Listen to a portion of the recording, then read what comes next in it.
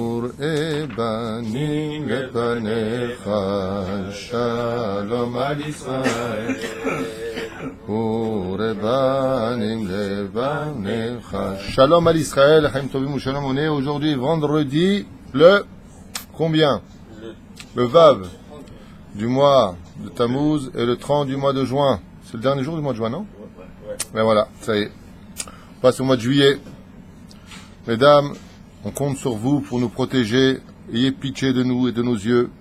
L'homme est faible. Il a un Yetzer Hara que vous ne comprendrez jamais, parce que vous n'êtes pas des hommes.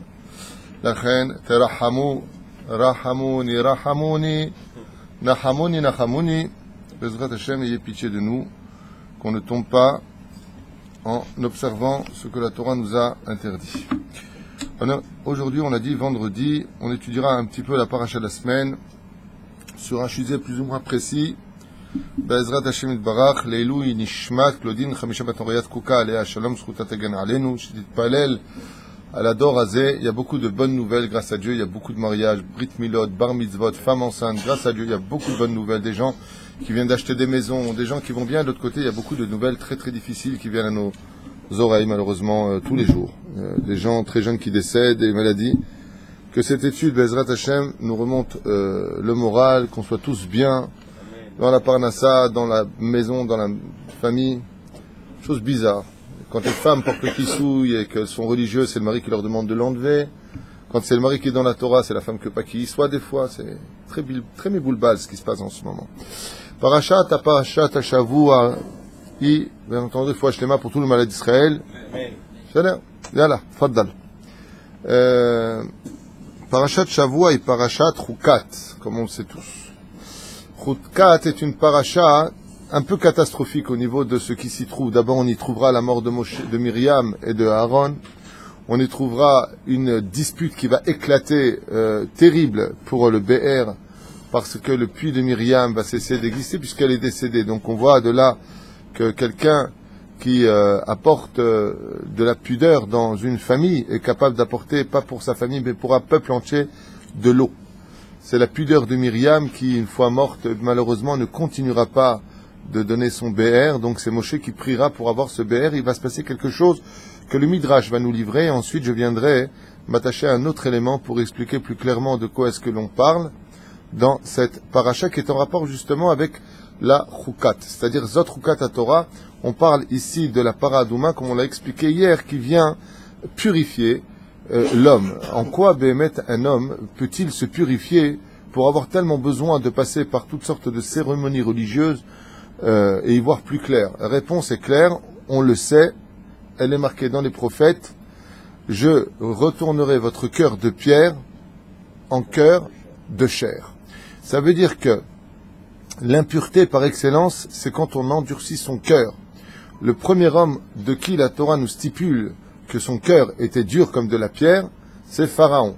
C'est-à-dire que ne lisons pas la Torah comme un livre d'histoire, mais plutôt de s'en imprégner pour nous-mêmes, à savoir qu'une personne qui endurcit son cœur, une personne qui a un cœur de pierre, automatiquement devient tamé. Besséder, on ne parle pas de celui qui va utiliser le processus d'endurcir son cœur par rapport à un interdit de la Torah. Par exemple, si un juif est avec une non-juive, et que cela l'entraîne un interdit, bien entendu, comme on le sait tous, alors il devra endurcir son cœur, ne pas devenir un cœur d'artichaut d'aimer toute personne, stam. Il y a des moments où notre cœur doit être ouvert pour notre épouse, pour nos enfants, pour la famille, d'être capable d'aimer chaque juif, mais il y a des moments aussi où on doit un peu fermer son cœur. La Toum'a, c'est se servir de l'élément de ce qu'on appelle un cœur de pierre, c'est-à-dire, et là je vais être très dur dans les mots une fois de plus, un cœur de pierre signifie de descendre l'état d'homme à l'état d'animal. Je répète, avoir un cœur de pierre, c'est descendre l'état d'un homme, c'est-à-dire le niveau d'être un homme, au niveau d'être une pierre. D'accord? Une pierre, c'est quelque chose de dur. Mais ce n'est pas une chose qui a des sentiments, ce n'est pas une chose qui a de la compassion, il n'est ni empathique, ni quoi que ce soit. Il est lui-même. En général, on s'en sert pour les choses dures, pour tuer, pour lancer comme le font ici les Palestiniens qui nous jettent des pierres, c'est-à-dire que la pierre est symbolique d'une certaine façon de construction, si on l'utilise du bon côté, c'est celui qui s'est fermé son cœur là où la Torah nous le demande. Des fois, il faut savoir s'endurcir, même un peu pour l'éducation des enfants.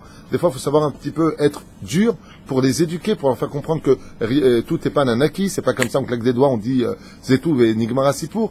Mais il y a surtout ce cœur de chair, comme on le sait dans la Gemara, dans Maseret Avot, où on nous dit ouvertement là-bas, dans la Mishnah, Yud Dalet, Perek Bet, que Lev Tov, d'avoir un bon cœur, c'est la base sur laquelle on va construire tout le judaïsme et ne pas tomber dans le piège de ces philosophes juifs. Malheureusement, il y en a des philosophes juifs. D'être philosophe, c'est pas dangereux. Au contraire, c'est un bel habit d'une certaine façon de la pensée, mais ce n'est que l'habit, ce n'est pas le principal. Le principal, c'est Olam Ha'asia. Le principal, c'est de faire. C'est pas d'avoir des idées. C'est Naaseh d'abord, après Nishma. D'abord, fais ce qu'on te demande, après tu feras ta philosophie. D'abord, tu agis. Olam Ha'asia, comme le disait Manitou, puisque nous avons M. Lévy, spécialiste de l'étude de Manitou. D'abord, Olam Ha'asia, Manitou nous avait parlé souvent de ça, alors que c'était un grand philosophe de son côté aussi, ne l'oublions pas. Quoi qu'il advienne, comme le Rambam d'ailleurs, quoi qu'il advienne, la notion d'avoir un cœur doux, un cœur de pierre, ce sont deux notions qui ont été utilisées à mauvaise escient. Par exemple, les réformistes ou les gens qui ne sont pas pratiquants, sans les juger, ont basé tout leur judaïsme sur un bon cœur. Voilà. C'est le niveau de Coluche. Mais il n'est pas juif. Coluche avait un bon cœur, touche pas à mon pote, c'était un grand cœur, les restaurants du cœur, mais ça fait pas de toi un juif. Parce que ça aussi, les goïms le font, les chiots sont protégés par leur maman, les lionceaux par les lionnes, ils font du chesed. C'est pas ce qui fait de nous un juif. Le bon cœur dans le judaïsme, Lev Tov, ce n'est que les édifices sur lesquels je vais construire toute ma Torah. C'est-à-dire que si je vais construire ma Torah sur un édifice qui n'est pas un bon cœur, automatiquement toute ma Torah est falsifiée. Elle devient même un chilul Hashem. Mais si d'abord je travaille mon cœur, que je rends mon cœur doux, que je suis capable d'écouter, de comprendre, d'avoir de l'empathie pour l'autre, de la compréhension, de se mettre à sa place, c'est ça un bon cœur, d'être capable de donner. Alors automatiquement, oui, je vais automatiquement passer par ce biais-là de construire quelque chose de magnifique si j'ai rendu ce cœur, un cœur qui bat. Et pourquoi Dieu a fait en sorte que notre poumon ne bat pas, il n'y a pas un poumon qui bat, pourtant, je vous rappelle que les poumons artificiels sont obligés de battre. Ils descendent et ils montent. Pourquoi le seul membre que nous ayons dans le corps humain, c'est le cœur qui, lui, par contre, pac. Pourquoi lui bouge, ce cœur? Au sage, j'expliquais que le créateur du monde nous a fait comprendre qu'une pierre, elle ne peut pas battre. Une pierre, elle est solide. Une pierre, elle ne peut pas s'exprimer. Elle est fermée. Il est intériorisé par de la pierre d'elle-même. Elle est elle-même. C'est d'ailleurs, une fois de plus, je sais que j'en parle beaucoup en ce moment, mais je suis en pleine étude, c'est d'Afka justement le cœur du pervers narcissique. C'est un cœur de pierre. Tu peux pleurer, tu peux... Il n'y a pas. Tu parles avec un cœur de pierre. Donc toute sa Torah en général, parce que tu peux être pervers narcissique et religieux, toute cette Torah-là en général est falsifiée. Ça veut dire elle tient sur des bases comme une pierre. Elle n'est pas dans la terre. Elle ne s'enfonce pas. Elle est basée sur une fausse manœuvre. Velachen, notre paracha, sachez-le, parle de ça. Elle parle du cœur de pierre et elle parle du cœur de chair. Il y a une grande différence entre les deux, d'où justement ce fameux épisode de la Paradouma. La Paradouma était capable, vis-à-vis des gens qui restaient sur leur position, d'être impurs. Donc il faut être un cœur de pierre, comme le dit le prophète Eliaou, et non pas moi, comme ça dit le prophète Eliaou. Jusqu'à quand allez-vous jouer sur les deux plateaux, patati patata? Changez votre cœur, et il y a un cœur qui bat dans votre poitrine, Nachon, et pas comme ces gens qui sont extrêmement durs dans leur vision des choses, dans leur vie, qu'on doit constamment comprendre eux, et qui comprennent jamais les autres. Je dis d'ailleurs souvent en plaisantant que ces gens-là ne mourront jamais d'une crise cardiaque, et pour la simple et bonne raison, c'est qu'ils n'ont pas de cœur. Velachen, bah oui, si t'as pas de cœur, je peux pas mourir d'une crise cardiaque. Velachen, Visiata d'Ishmaïa, cette paracha nous parle justement de la Paradouma, qui avait non seulement cette force extraordinaire de rendre la personne qui était comme une pierre, qui est comme une pierre dans la vie, qui est celui qui a un cœur qui ne bat plus, le mort, Toumat Met. Ce qui fait que le fait d'être en contact avec un mort, eh bien, quelque part, travailler sur nous ce côté d'être nous-mêmes un peu comme des morts, et donc cette impureté venait en parallèle de ce personnage qui, étant vivant, se comportait comme un mort. Un mort, quand tu pleures, réveille-toi, je peux pas vivre sans toi, il bouge pas, il est pas avec toi, parce qu'il est mort. Et il arrive des fois que le cœur de l'homme, même s'il bat sur le domaine technique, eh bien, s'arrête de battre sur le domaine des sentiments, sur le domaine de l'empathie, sur le domaine de la société, de la famille, des enfants, du conjoint. Il arrive que cette impureté soit en l'homme, et Kalvachomer aujourd'hui. La paradouma, non seulement nous rendait purs de cela, mais elle rendait un cœur de chair à l'homme. Ce qui fait qu'une fois qu'on avait été aspergé de la paradouma, on était tous capables d'un coup, de se comprendre, de s'aimer, de se kiffer, d'étudier, de se parler doucement, d'avoir de l'amour l'un pour l'autre, mais de façon naturelle, grâce à la paradouma. C'est là. Et pourquoi grâce à la paradouma? Qu'est-ce que je vous ai dit tout à l'heure? La force d'un cœur qui est dur, c'est de descendre au niveau de l'homme, au niveau de l'animal. Et donc ce sera l'animal qui viendra, elle, par contre, donner pureté, mais une fois qu'elle est rendue en cendre. C'est-à-dire, on demande à l'homme, tout simplement, de brûler ce Yetzerara qui est à l'intérieur de lui, et de devenir doux, de devenir pur. C'est la paradouma. Une fois qu'on est passé par cet épisode, on tombe maintenant sur ce fameux rocher. Et rocher, c'est une pierre. Voilà. On part d'une pierre. Et cette pierre ne va pas libérer de l'eau. L'eau, c'est la vie. L'eau s'infiltre partout. C'est-à-dire que nous avons l'antithèse au niveau psychologique de cette notion d'être une pierre qui ne veut pas libérer de l'eau. Alors, qu'est-ce qu'on fait dans un cas pareil? On va lui parler. C'est ce que demande Hachem. Parle au cœur. Mais ça ne le fait pas. Pourquoi? De plus, on parle de Moshe Rabbeinu. Moshe Rabbeinu va tout perdre avec ça. Vous ne rentrerez pas en Israël. Vous n'avez pas cru en moi. Ici, vous avez un Moussar Eskel très fort. C'est-à-dire que, en ce qui concerne les enfants d'Israël, la Torah va être très sévère avec Moshe, lui disant, vous n'avez pas cru en moi. Moshe Aaron, vous n'avez pas cru en moi. En quoi? C'est qu'il nous est interdit, d'où l'importance de la chassidoute, il nous est interdit de critiquer le cœur du peuple d'Israël quand des fois on voit des hommes de pierre. C'est-à-dire que dans la fonction et l'âme du peuple, de la nation juive, peut-être à l'échelle individuelle, oui. À l'échelle nationale, en aucun cas. Parce que l'être humain juif se divise en deux dimensions. Il y a l'individu et il y a la généralité du peuple. Les deux sont un individu bifnatzman, c'est-à-dire pour eux-mêmes. C'est-à-dire que moi, toi, lui, tous autant qu'on est, nous sommes des individus. À l'échelle individuelle, tu peux tomber sur des Datan et Aviram. Tu peux tomber sur des cœurs de pierre. Mais à l'échelle nationale, le peuple d'Israël, même si tu le vois avec un cœur de pierre, tu peux le changer. Il faut savoir comment lui parler. Ne viens jamais critiquer la nation d'Israël. Déjà le Prat, non. Comme on le dit d'ailleurs, ne critique pas ni l'un ni l'autre. Mais céder ou se disputer et de trouver, bien entendu, les défauts pour réparer l'autre, c'est le but, essence, même de notre judaïsme. Chez Nehemar, Ochiach tochiach et amitecha velo tisa alav chet. Ochiach tochiach, c'était un petit peu la mitzvah que j'ai osé prendre hier sur moi, de dire stop, faut qu'on arrête un peu nos bêtises avec tout ce qui se passe dans le monde. Stop, avec le lobby juif et tout ce qu'on a discuté. Mais c'était pas méchant. Le but, c'était simplement de dire, Bémet, stop. Et grâce à Dieu, je vois que le message est bien passé, parce que j'ai reçu que des dizaines et des dizaines et des dizaines, peut-être plus que cela encore hier, entre mon épouse qui perçoit tous les messages et moi-même. Tout le monde vraiment m'a encouragé dans ce domaine. On avait besoin d'entendre, à part bien entendu une personne qui m'a envoyé un message me disant que j'étais très orgueilleux et pour qui je me prenais parce que j'avais beaucoup de savoir, patati patata.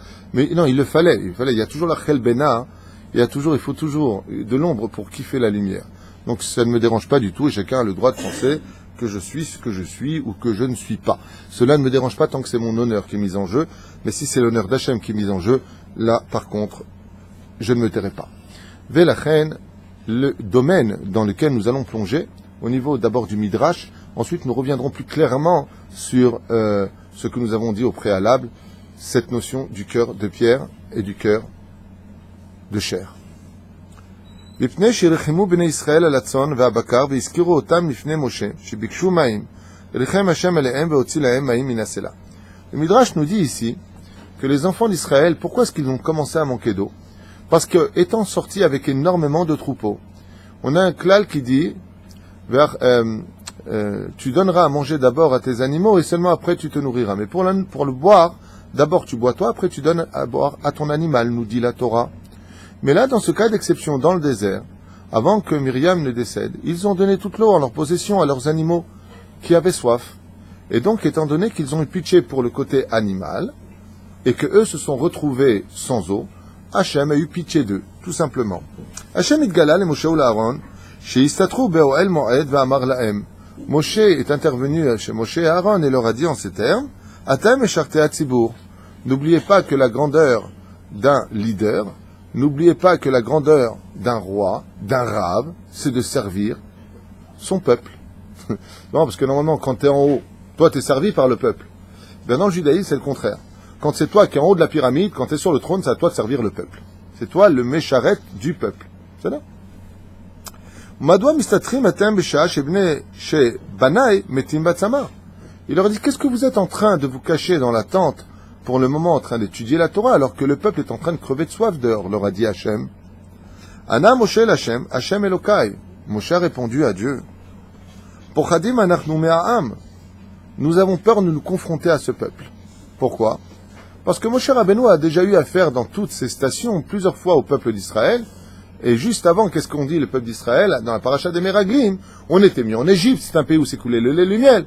Ils ont été touchés parce que Moshe et Aaron ont un cœur. Et pourquoi est-ce que le Midrash nous dit ici quelque chose d'effroyable?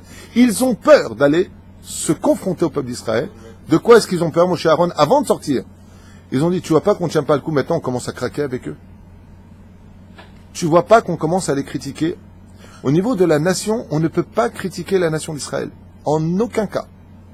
Parce que même si d'apparence on aurait un cœur de pierre, le cœur du peuple d'Israël est un cœur de chair. Au niveau de la nation, au niveau individuel, tu peux tomber sur des gens malades. Pour Hadim anachnu me'a'am, lula aynu matzlichim livroach me'em, ayu solkim otanu ba'avanim. Il vient de dire directement, après l'épisode qu'on a lu juste avant, que si on pouvait les fuir, on serait déjà parti de l'autre côté. Pourquoi? On a peur de se faire massacrer avec des pierres. Regardez de quoi il parle. Les pierres, c'est une allusion. D'accord? La Gemara nous raconte comme ça, une allusion au cœur. La Gemara nous raconte comme ça qu'un jour un Kouti est venu au Beth Amikdash, et un Kouti, c'est-à-dire un réformiste de la Torah de cette époque, à l'époque des Tanaïm, à l'époque du Beth Amikdash. Et qu'est-ce qu'ont fait les enfants d'Israël? Étant donné qu'il a fait un interdit très grave de la Torah, c'était pendant la fête de Sukkot. Ils ont tous pris leur étrog et ils l'ont jeté dessus. Ils l'ont lapidé avec des étrogim dans le Beth Amikdash. La Gemara pose une question très intéressante et dit, qu'est-ce que ça veut dire ils l'ont lapidé avec des étrogim? Quand on lapide, c'est avec des pierres. Eh bien, le étrog, si vous observez bien sa forme, a exactement la forme d'un cœur. Et Pérouche Adavar, le étrog est doux. On fait de la confiture d'étrog. Et qu'est-ce que fait le étrog? Quelle est la ségoula, le remède du étrog en confiture? Femme enceinte. Ça veut dire que le étrog, quand ils l'ont lancé, voulait pas simplement dire on veut pas t'éloigner. On veut que de toi sorte une naissance nouvelle de ta personnalité, quelque chose de positif. T'es venu au Beth Amikdash pour faire un interdit. T'es venu avec ton cœur à toi. Il serait temps que tu aies le cœur de la mitzvah dans ton cœur. C'est-à-dire que ton cœur batte par rapport au raisonnement que Dieu attend de toi et non pas de ce que toi tu as fabriqué dans ton éducation, parce que tu as souffert, parce que tu n'es pas d'accord, parce que je sais pas quoi. Il serait temps que tu changes cette vision des choses. Et les Chachamim nous expliquent là-bas que la soi-disant lapidation des enfants d'Israël, quand ils ont jeté, ils l'ont pas jeté fort, hein, ils l'ont jeté comme ça sur lui, il s'est trouvé avec plein d'étrogues autour de lui. Ça touche à peine ses habits, et il s'est trouvé avec plein d'étrogues. Eh bien, les sages nous disent que ce Kouti, ce réformiste, a fait tchouva. Pourquoi? Parce qu'en réalité, ils l'ont lapidé avec quelque chose avec lequel on peut faire de la confiture, chose que tu ne feras jamais avec des pierres. C'est-à-dire quelque chose qui peut s'adoucir. Tu comprends? Donc là, les enfants d'Israël, ils ont un peu peur. Moshe et Aaron, ils ont peur de... Écoutez bien les mots, c'est dur à entendre. Moshe et Aaron, et on verra qu'ils ont eu raison, ont eu peur de ne plus avoir la patience nécessaire pour continuer à rendre ce cœur difficile, ce cœur exigeant, ce cœur insatisfait. Ouais. À cause de quoi? À cause de l'impureté. Plus une personne est impure, et plus la personne reflètera sur l'autre tous ses défauts. On dit en français, juger l'autre d'après lui-même. En général, la devise des gens qui ont un cœur dur reflète tout ce qu'ils sont, ils vont le reprocher complètement à l'autre. C'est un miroir C'est curieux d'entendre une chose pareille, parce qu'une pierre, c'est pas un miroir. Mais au niveau psychologique, sans faire un cours sur la psychologie, mais en général, ces gens-là, les gens qui sont durs, vont t'insulter, vont te détruire de ce qu'ils sont eux. Et comme ils se détestent parce qu'à l'intérieur, il y a quelque chose qui brille, ça s'appelle l'étincelle juive, eh bien, ils vont souffrir de cela et étouffer encore plus cette étincelle intérieure parce qu'ils auront peur de s'affronter eux-mêmes. Donc, ils trouveront les défauts chez l'autre. Et jeter la pierre à l'autre signifie jeter son cœur, son dévolu, ses médiocrités sur l'autre. Mais c'est là. Ka'as Hashem al Moshe ve'amar, Akadosh Baruch Hu s'est mis en colère contre Moshe, il lui a dit, Ad matai tedaber ra'ot alami. Qu'est-ce qu'il lui a dit, Moshe? Le Midrash nous dit quelque chose d'essentiel ici, vous allez comprendre. Il lui dit, jusqu'à quand tu vas te mettre en colère contre mon peuple? Jusqu'à quand tu vas parler du mal de mon peuple? Encore une fois, regardez comment Hachem, même Eliyahu Navi Zachor Letov, quand il disait des vérités à l'échelle du peuple, a été violemment puni. Il lui a dit, Hachem, monte dans le ciel, t'es pas dit d'être un homme, tu vas descendre au niveau d'être un ange. Parce qu'on descend. Un homme, c'est plus qu'un ange. C'est là au niveau des hiérarchies. L'homme vient du monde de la Beria, les anges viennent du monde de la Yetzira. C'est juste en dessous. Velachen, kvar amarti lepa'am, od me'at uskaluni. Vehem lo nega'u becha lera. N'est-ce pas toi qui as dit, ils vont bientôt me lapider? Et Hachem lui répond quelque chose d'incroyable. C'est incroyable. Combien il est bon de s'arrêter quand on étudie la Torah et de ne pas lire comme ça. Non, non, non. Une fois, j'ai demandé à Yitzhak, il m'a dit, ouais, je l'ai lu. Non, non, non, non. Il faut jamais dire je l'ai lu. Mon cher et tendre ami, il faut toujours dire je l'ai vécu. Il faut s'arrêter et vivre. Regarde ce qu'il dit ici. Hachem lui dit, tu dis constamment, ils vont presque me lapider. Hachem lui dit quelque chose j'y mets même pas d'incroyable, d'effroyable. Tu peux me donner une seule fois où on t'a acheté une pierre? Waouh! Regardez la différence. Presque, ils ont failli le faire. Dieu lui dit, mais est-ce qu'ils l'ont fait? Zéam Israël. Les apparences, au niveau de notre nation, peuvent paraître être mauvaises. Ah bah le tachles. Est-ce qu'en France ou ailleurs on a acheté des pierres? Est-ce qu'en France ou ailleurs on a fait la guerre au pays dans lequel on était? Est-ce qu'on a déclaré que c'était notre pays? Est-ce que tachles on a fait du mal? Nulle part. Nulle part. Le peuple d'Israël, Kadosh. Zéperouche Shadava. Alors ici il fait un... Non. Là, Moshe Rabbeinu, pour la première fois, le Midrash nous dit pour l'histoire, justement, il a senti le coup avec l'histoire du Sela. Le Sela, de sortir du mot Maïm, Mi-Maïm, même Yud. On va expliquer que la lettre intérieure, ouais, même Yud, c'est la lettre du mot Sela. Le Sela, c'est quelque chose qui est Midat Hadin en général, mais qui protège l'homme. On se protège derrière. C'est un sujet que je ne veux pas développer maintenant, parce que ce serait compliqué là. Ce que je viens de dire en français, c'est Midat Hadin qui protège l'homme. C'est bizarre. Pourquoi? Parce que celui qui a appelé Sela, c'est Dieu. D'accord? Qui a appelé un rocher protecteur. C'est qu'en réalité, la Midat Hadin d'Hachem, quand il connaît la valeur du peuple d'Israël, elle devient un rocher. Tout qu'on peut se cacher derrière ce rocher. C'est qu'en réalité, des réalités, si on veut rentrer dans le domaine des âmes supérieures, c'est des fois notre dureté en tant que peuple qui fait justement notre protection de ne pas s'assimiler. Aval, c'est un sujet pour lui-même que je ne veux pas développer du tout. Maintenant, parce que c'est hors service. L'Herzel, Am, Atad, Aaron, Achicha, Geshu, Im, Kol, Am, El Slaim, le Daber, Ahad, Aslaim, Vaotzi Lachem, Maïm, et Asela. Donc Dieu lui dit, va vers les rochers et parle aux rochers pour leur sortir de l'eau. יצאו משה ואהרון אל העם וביקשו מהם לבוא איתם אל הסלעים שביניהם הסתתרה בעירה של מרים, puisque le beurre de Myriam s'était caché parmi eux. Hachem, c'est marqué dans un autre midrash, lui a dit, tape ce rocher-là. Et Moshe et Aaron vont hésiter à le faire. Pourquoi? Parce que, il y avait deux rochers, ouais, peut-être, je sais pas, mais ce qui est sûr, c'est que Moshe et Aaron ont hésité. Pourquoi? Le midrash nous dit, parce qu'ils se sont dit que s'ils allaient taper le rocher précis directement, ils auraient pu dire, ouais, c'est un coup monté. Ça veut dire, il a préparé ce rocher de avoir un tuyau là-dessous, c'est du tmanique, c'est pas un miracle. Donc qu'est-ce qu'il a fait? Il préférait dire au peuple, dites-nous vous quel rocher vous voulez qu'on tape, qu'on parle. Shalom bnei Israël et Moshe, madouam mevakesh ata shenaamod leyad sela ze dafka. Voilà, c'est le Midrash qui le dit ici. Pourquoi tu veux qu'on vienne vers ce rocher-là, dafka? Ah, c'est pas un miracle de Dieu, c'est vous, vous avez préparé une tuyauterie pendant la nuit qu'on dormait. Admata et titlonenu. Moshe, il commence à péter les plombs.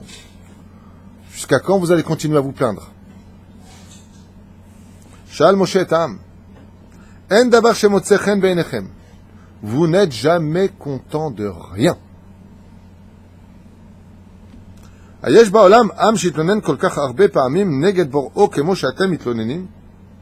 Avec tout ce que Dieu vous donne, vous savez pas dire un peu merci Todalael?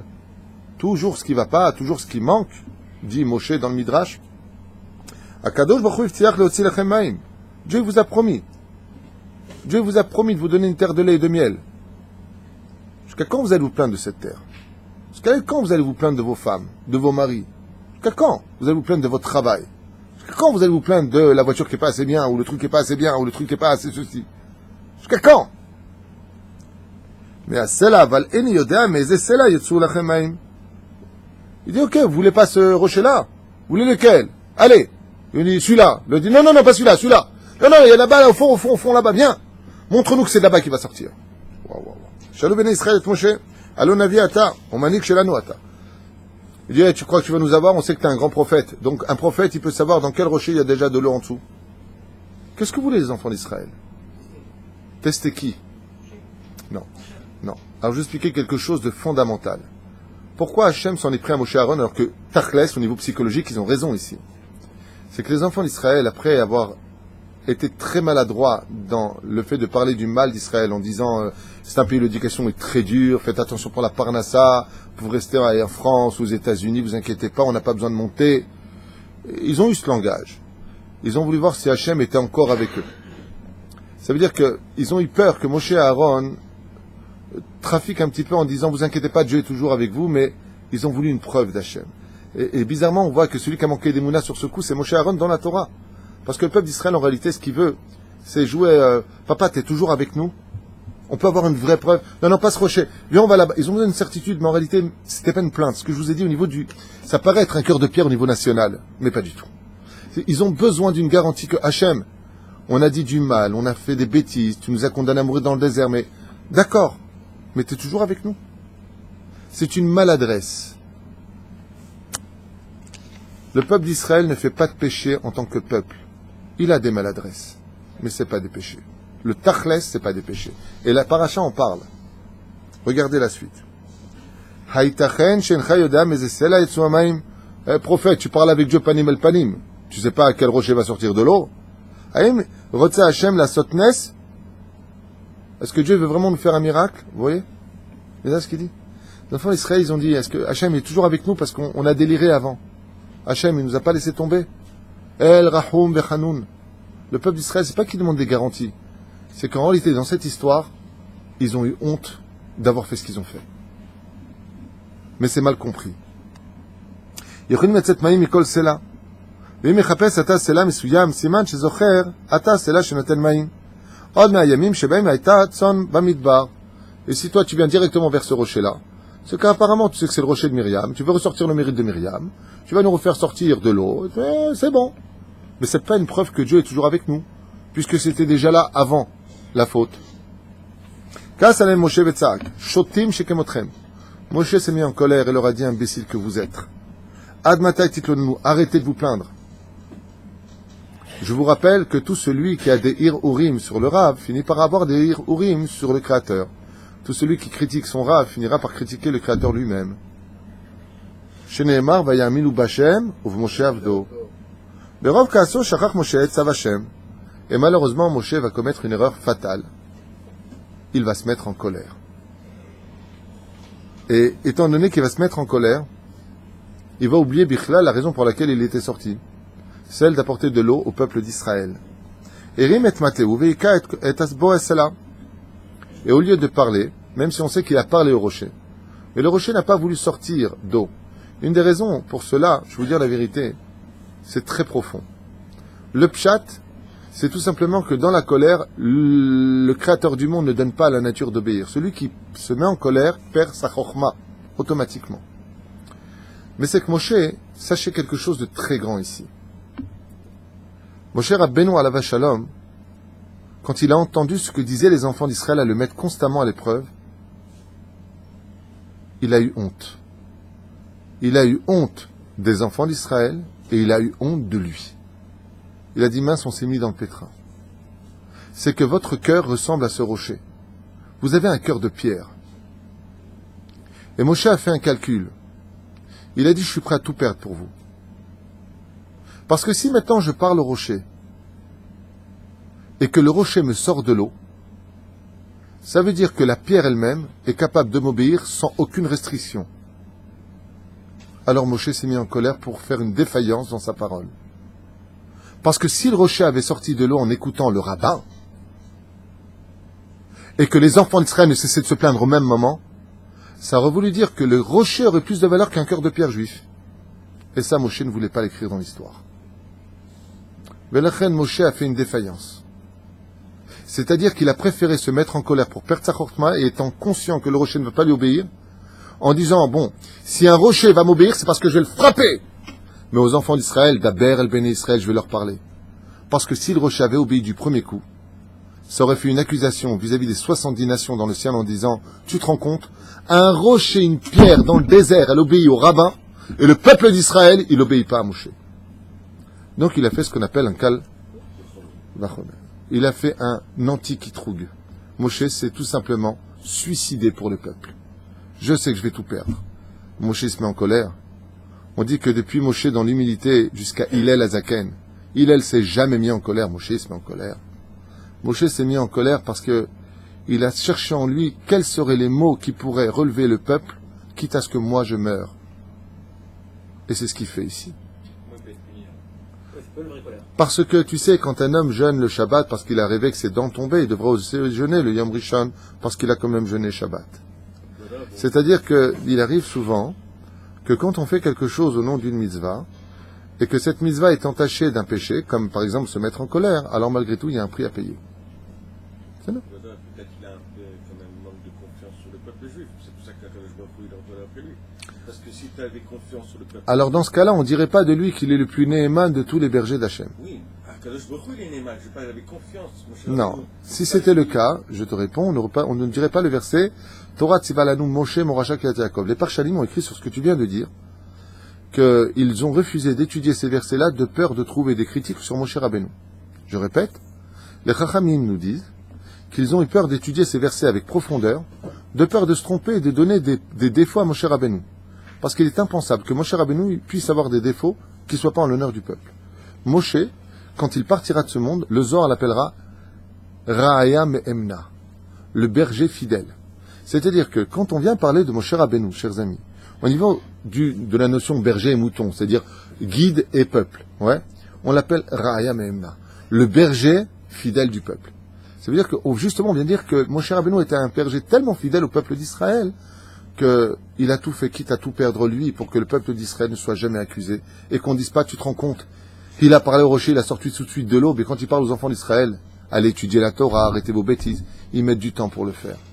Ou alors ils vont te renvoyer en disant, occupe-toi de tes affaires, ou t'es un orgueilleux, ou je sais pas qui, pas quoi, peu importe. Alors on préfère dire que le rocher, il est pire que le cœur d'un humain qui a un cœur de pierre. C'est toute la différence. Alors, donc, Moshe Rabbeinu se sacrifie pour le peuple d'Israël. Pour le peuple d'Israël, ok.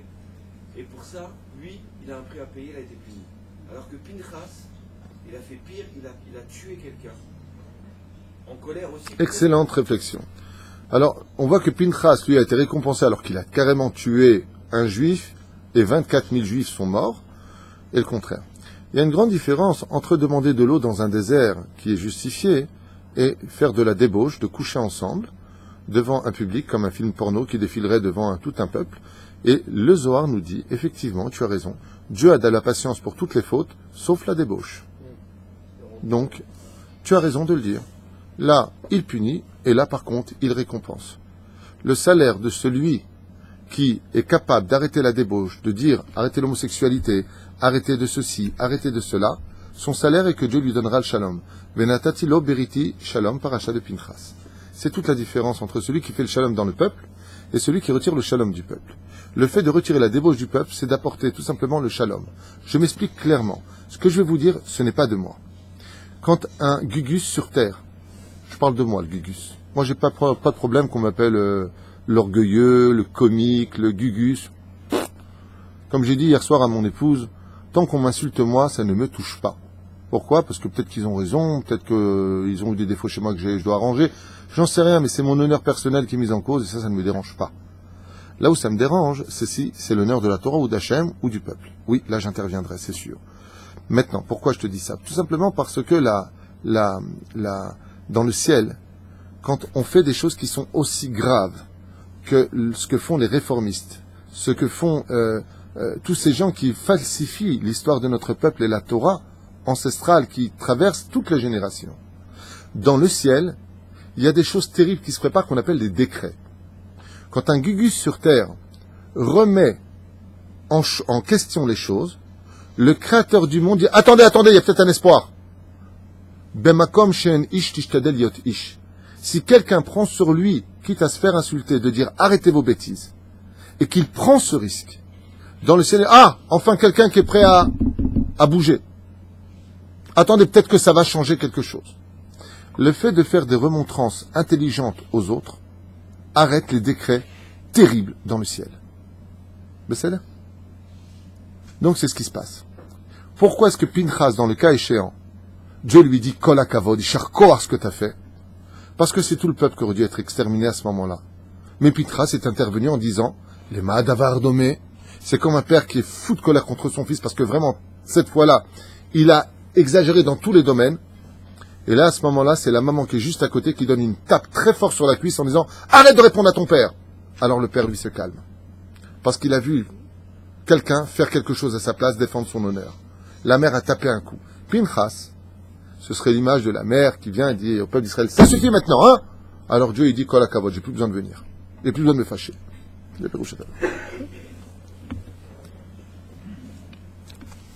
Kama tipot maim. גר משה בסלע וצעק, האם מעט טיפות יספיקו לכל העם? הוסיף משה להכות את הסלע. Et Moshe s'est mis à frapper violemment, avec son bâton, le rocher. ולפתע יצא מתוכם דם. Et qu'est-ce qui est sorti de là-bas? Du sang. Pourquoi non de l'eau est sorti au début, mais du sang est sorti? C'était un remède, parce que le cœur ne sort jamais d'eau de lui. Le cœur, quand tu le transperces, il sort du sang. C'est ce que je viens de vous expliquer ici. Moshe, à travers le fait d'avoir frappé le rocher, était en train de frapper sur le cœur de Pierre. Les Chachamim nous apprennent ici quelque chose phénoménal, chers amis, quelque chose de matok kadvash. D'être capable de faire sortir d'un rocher de l'eau, c'est quoi l'eau? En ma'im et la Torah.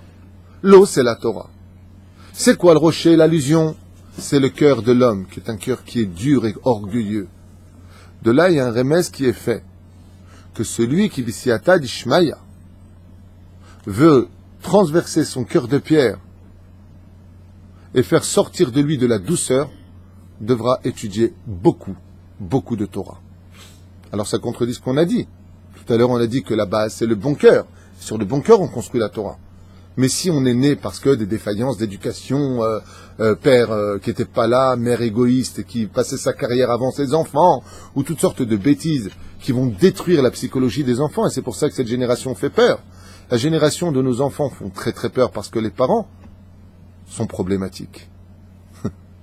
Parce que les parents ont commis que des erreurs. Alors ça fait des enfants qui aujourd'hui sont complètement perdus psychologiquement. La jeunesse fait peur, tout le monde vous le dira. La jeunesse se veut indépendante très jeune. L'alcool, les cigarettes, les filles, n'importe quoi. On est rentré dans le n'importe quoi. La vraie raison des parents, c'est pas de dire elle fait peur cette génération. Qu'est-ce que tu veux faire? C'est la nouvelle génération. Non. Le problème, c'est toi, papa et maman. C'est l'éducation que vous avez donnée avec vos nerfs, avec prendre vos enfants pour les psychiatres, c'est vous le problème. Quand je dis c'est vous, c'est moi, c'est les parents le problème. Nous, les parents, nous sommes le problème. Si on avait éduqué nos enfants comme la Torah nous le demande, avec de la Torah, sans critiquer les rabbanim à table devant les enfants, de toute façon les rabbanim, après tu dis à ton fils, va à la synagogue.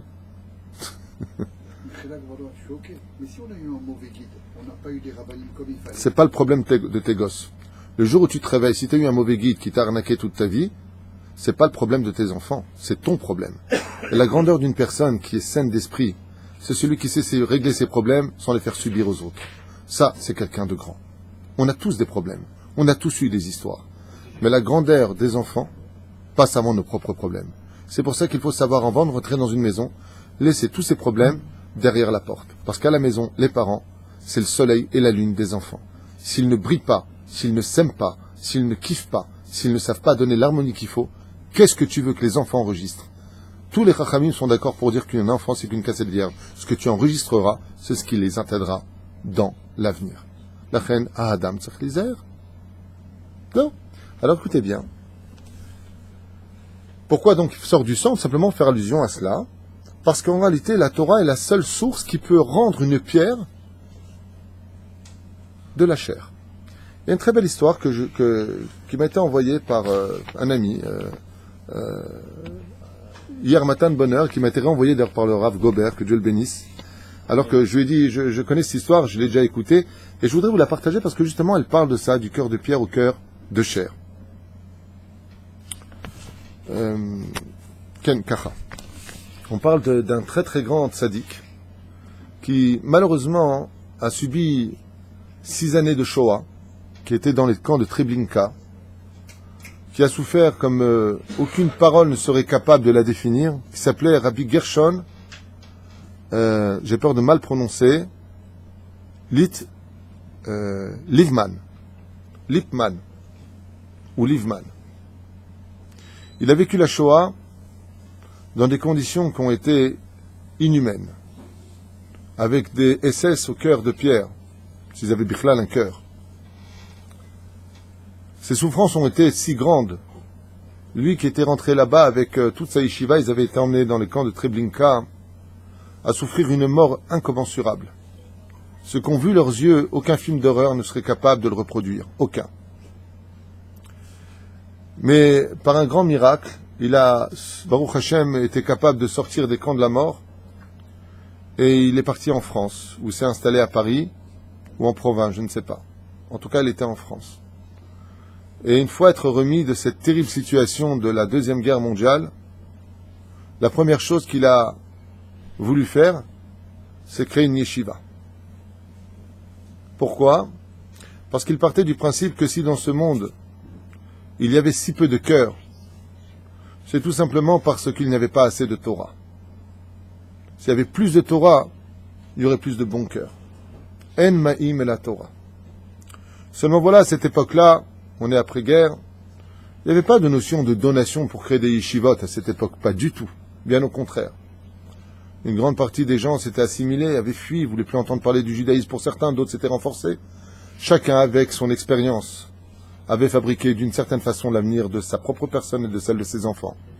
Tu vas t'appeler Christian, tu vas t'appeler Christine, pas de circoncision. Pour certains et d'autres, s'étaient renforcés comme le Rav ici présent, qui avait créé cette yeshiva. Et raconte comme ça, qu'il a entendu parler d'une association juive de cette époque qui s'appelait Adjoun. June, c'était le nom de cette association en France, qui avait été créée par des juifs et qui possédait énormément de fonds, puisque toutes les personnes de cette époque envoyaient leur argent à June, qui était une association qui était là pour aider les juifs à se reconstituer, à s'installer, bibliothèque, livres, études, bourses pour l'université, afin d'enjoindre des métiers professionnels et un avenir pour les Juifs de France de cette époque. Qu'est-ce qu'a fait le Rav?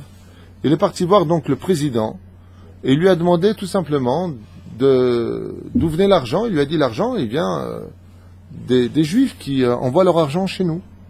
Il leur a dit alors dans ce cas-là, il faudra nous donner aussi à nous de l'argent pour la yeshiva, car des Juifs étudient la Torah.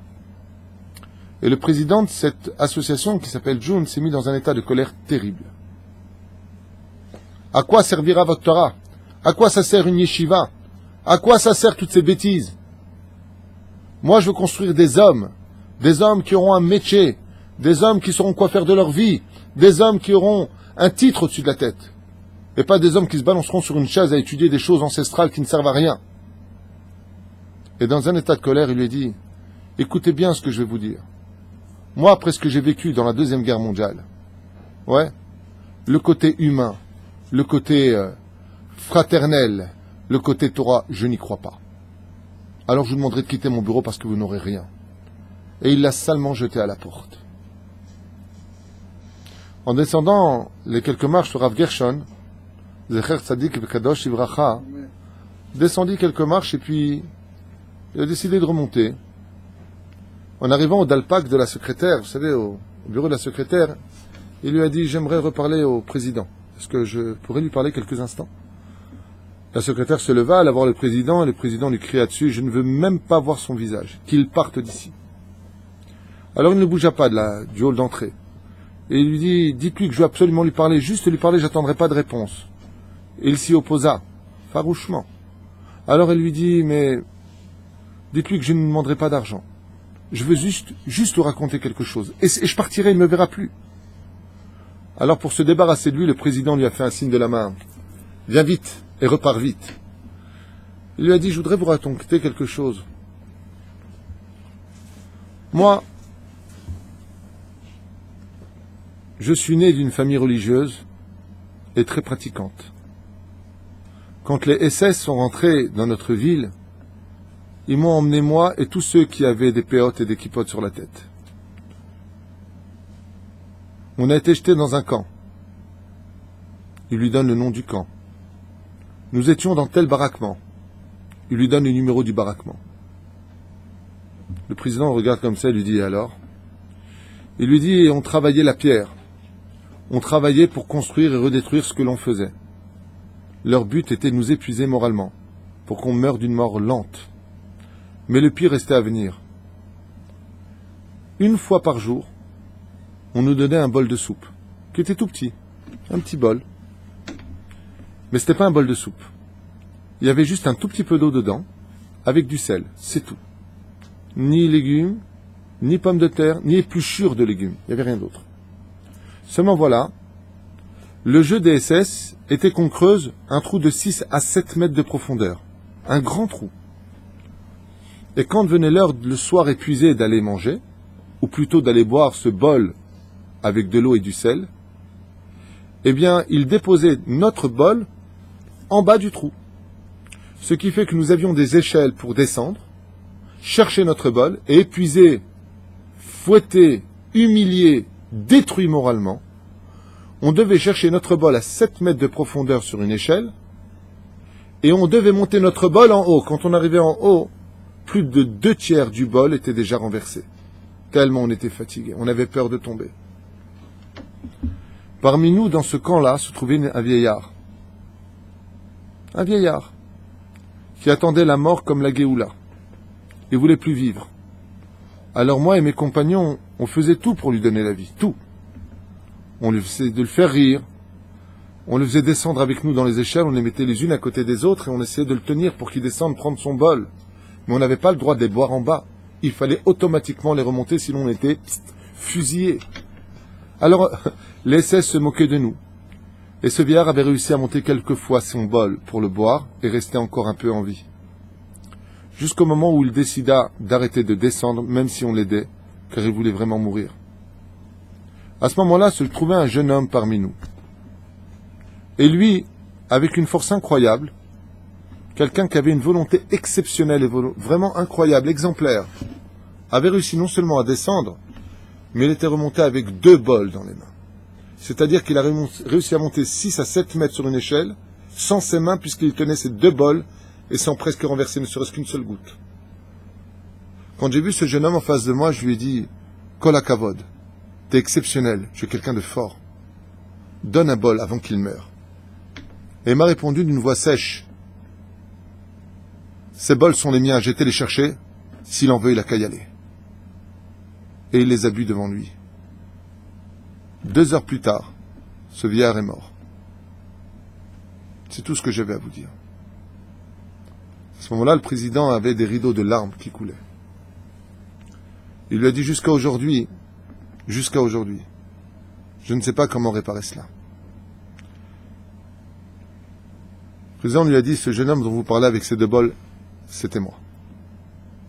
Il lui a répondu, le Rav, si vous aviez étudié la Torah, si vous aviez eu un cœur de chair, vous lui aurez donné le 2e bol. Et aujourd'hui, il serait avec nous à Paris.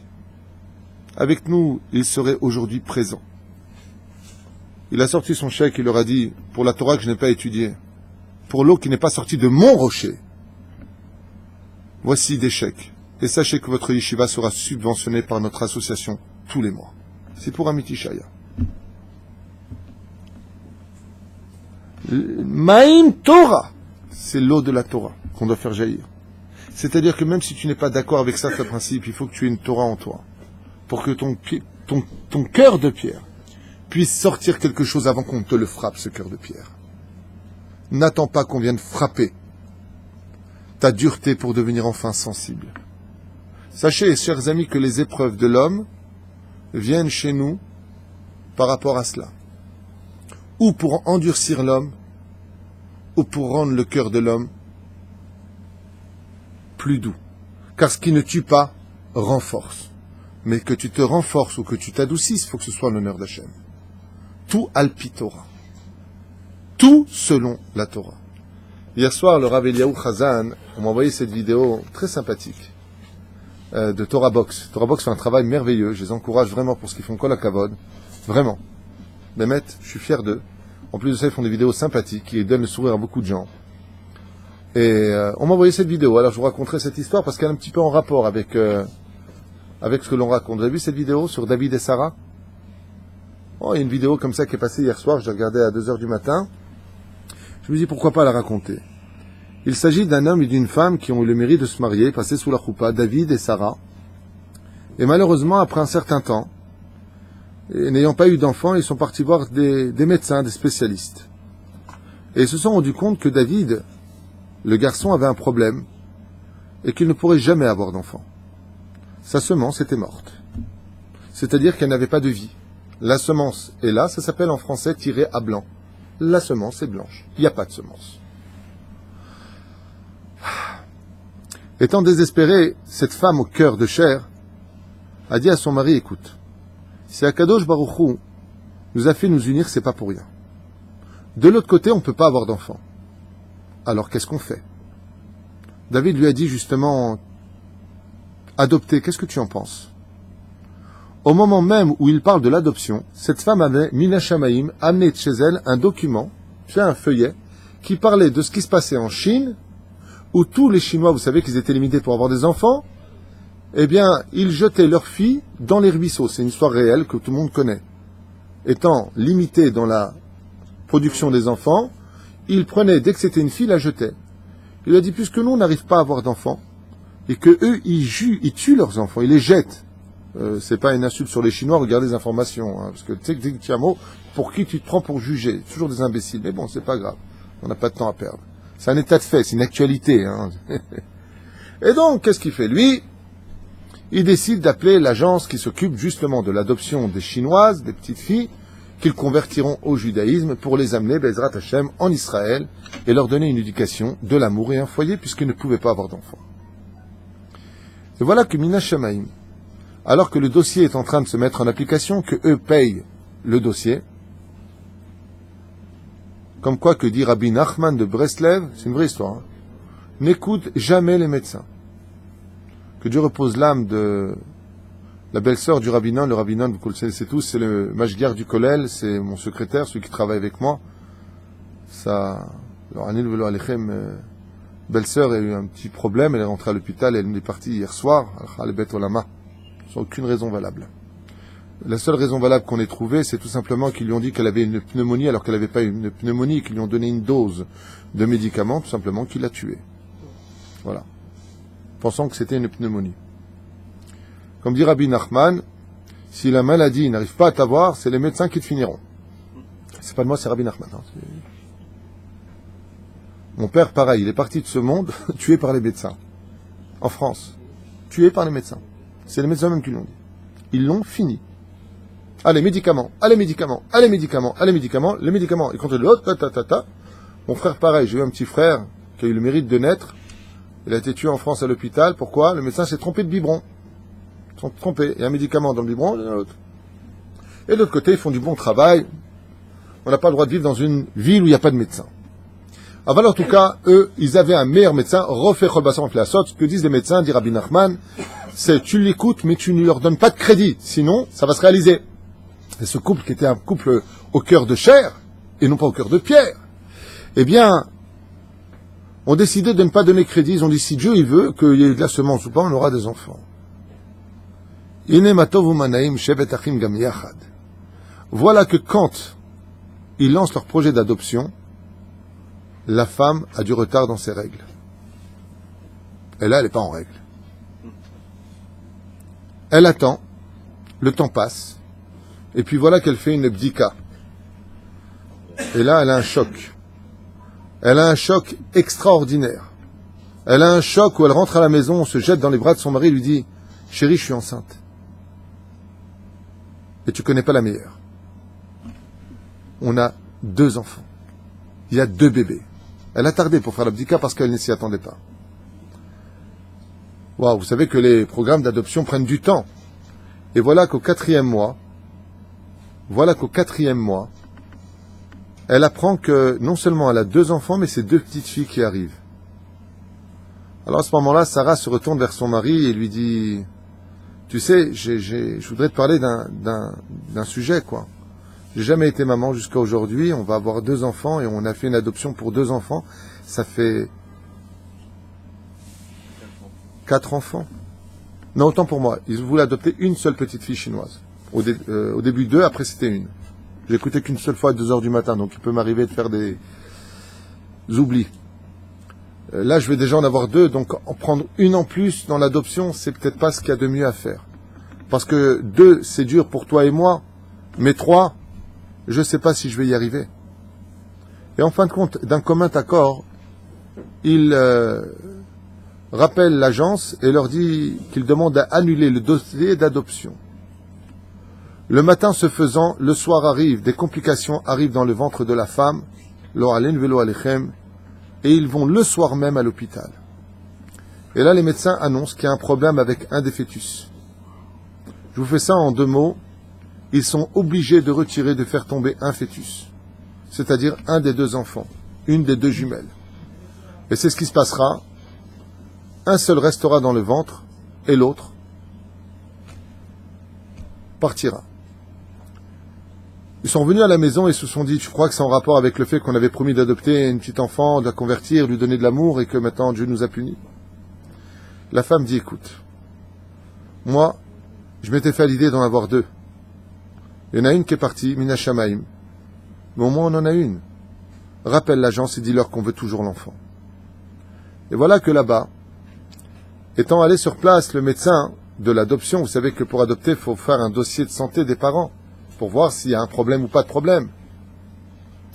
Le médecin d'Afka de cette association d'adoption était quelqu'un de très méticuleux. Et a demandé au papa, à David, d'aller faire des examens très approfondis. Chose qu'en général les autres ne font pas. Et puis voilà qu'un an à l'hôpital, faire des radios, le médecin tarde un petit peu, et il rentre avec une tête un peu triste. Et il annonce comme ça qu'au niveau de la poitrine du papa, il y a une mauvaise nouvelle à lui annoncer. Alors David, n'étant pas avec sa femme, lui dit, dites-moi la vérité, qu'est-ce qui se passe? Qu'est-ce que vous avez vu chez moi? Il lui a dit, écoutez, vous êtes fort ou vous voulez qu'on prenne des gants? Il lui a dit, non, dites-moi clairement la vérité. Il lui a dit, à mon humble avis, la tumeur que vous avez au niveau du thorax vous donnera à peu près 3 mois maximum pour vivre. Il éclate en larmes, bien entendu, il est comme un fou. Il ne compte pas le dire à sa femme, il le cache, mais à peine arrivé déjà à la maison, qu'il reçoit un coup de fil, on lui demande de revenir. Il lui a dit, écoutez, cher ami, c'est un miracle, j'ai quelque chose à vous dire. Sachez que si vous n'étiez pas venu aujourd'hui, maintenant, il y a quelques heures ici, à l'hôpital, vous seriez venu hier, on l'aurait mal décelé. Vous seriez venu demain, c'était trop tard. Mais la mesure de votre tumeur peut être opérée par le professeur immédiatement. Il a été opéré, il a été sauvé. Quand ils sont retournés à la maison et qu'ils ont adopté cette petite fille chinoise, ils ont raconté comme ça à propos de l'adoption. Donc tu vois la photo dans... Le Rabbi Chazan rapporte la photo de la petite chinoise avec la petite fille qui est née en même temps, ces deux enfants. Il raconte comme ça, Sarah, comment Akadosh Baruch Hu il fait les choses. D'un côté, on lui dit qu'il ne peut pas avoir d'enfants, c'est formel. D'un côté, oui, il a des enfants. D'un côté, ils ont 2 enfants, mais l'adoption, en fin de compte, est annulée. et puis voilà qu'il y en a un des deux qui part, donc ils vont vers l'adoption. L'adoption exige d'aller chez le médecin est quelqu'un de méticuleux qui l'emmène à l'hôpital, et tout ça c'était pourquoi? Pour sauver la vie de David. Tout ça était pour sauver la vie du père, qui en réalité serait mort 3 mois plus tard s'il n'avait pas fait la mitzvah de se remettre en question et d'adopter un enfant alors qu'il l'avait dit. Baruch Omer Verosé. Ce genre de réflexion-là, pourquoi je vous raconte maintenant? Parce que pour être capable de se remettre en question, il faut avoir une base minimale psychologique, c'est un bon cœur. Celui qui est capable de se remettre en question, c'est celui qui est capable de dire Khatati. C'est celui qui est capable de dire t'as raison. C'est celui qui est capable de dire excuse-moi. Ou c'est celui qui est capable de revenir sur ses pas et de dire on avait dit qu'on ferait ça, alors il faut le faire. C'est l'histoire du rocher et de la paradouma. Des fois, il faut brûler quelque chose de notre être pour être capable de devenir pur et d'avoir justement un cœur qui soit pur. Baruch Adonai l'olam amen. Chazak,